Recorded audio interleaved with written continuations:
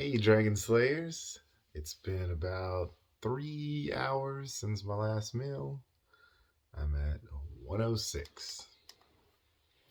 So today's video is all about the importance of physical health.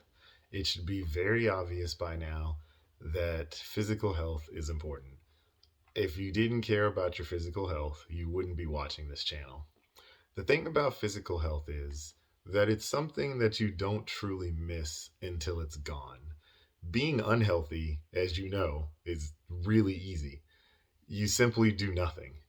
You eat unconsciously, you live unconsciously, but being physically healthy, like all of the other measurements of health that we are talking about in this series, requires constant conscious effort.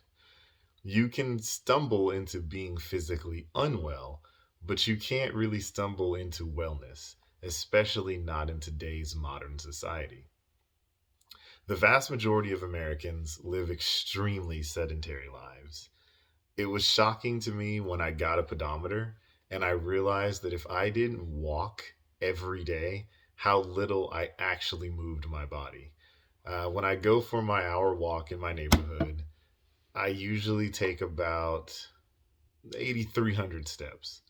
If I don't want to and stay home all day, like, so if I don't walk and I stay home all day long, I take fewer than 500 steps, which is crazy. I mean, like, that's literally going from my computer to the restroom or from my computer downstairs and back up again. I have a desk job. I sit all day. The only time I move is when I go to the restroom or I eat. You'd be surprised how much food you can consume with little to no consequence if you just simply move your body. So, if you look at the people in who live in the Mediterranean, for example, they eat a ton of carbs, they drink a ton of wine, and for the most part, they're metabolically healthier than the average American. The olive oil in their diet certainly helps out a lot, but they also move substantially more. A lot of the cities are what they call walkable cities, and they're constantly walking. It's not uncommon for them to get 5 to 10 miles of walking a day.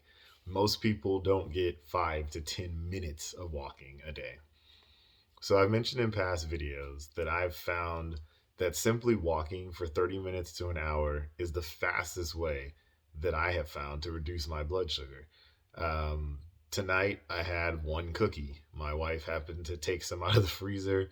They were amazing, so I ate one. I took a bite and I ended up eating the whole thing. It was like, this big. And not surprisingly, my blood sugar peaked at 139. So I decided to go for a walk. I walked for 15 minutes. It was 121. After about 30 minutes, it was 113. And by the time I got back home after the hour walk, it was 109. Whenever I walk briskly for at least 30 minutes straight, it will almost always drop my blood sugar by at least 30 points. Now, there can be momentary spikes after the fact, as the liver is trying to produce extra energy for your body, but it will rapidly come back down. After about 30 minutes after the walk, it crept back up to 128. And then 30 minutes after that, it was back down to 113 again. So, physical exercise is also great for your mind. The mind affects the body, and the body affects the mind. The more physically fit and active you are, the better your cognitive function can be.